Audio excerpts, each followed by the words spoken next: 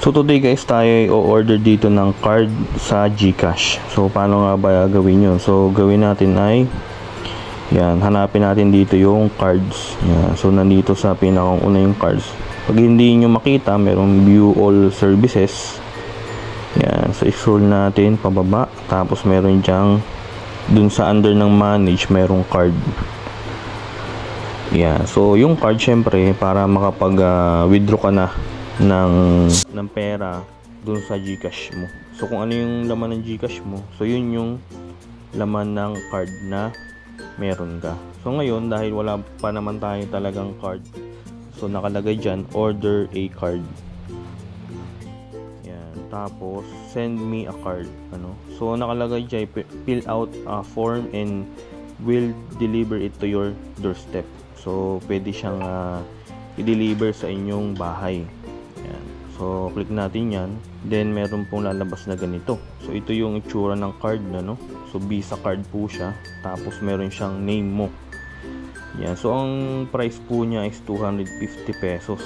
Yan. So click natin yung next. Yan. Tapos i-fill out lang natin yung mga detalye na kailangan ni GCash. So yan, okay na guys.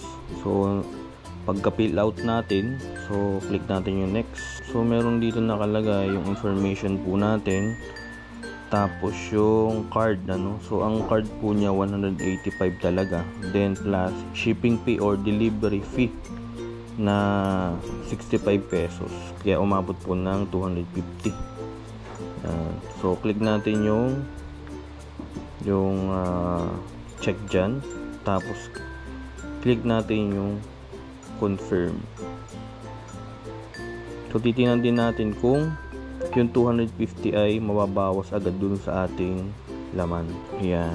So dito po pwedeng yan. So yung laman po pwede kayong mamili pala So meron diyang syempre yung available balance ninyo and G-credit Yan. So pwedeng gamitin yun kung walang laman yung inyong GCash. So i-click nyo lang kung G-credit, so i-click nyo lang yan.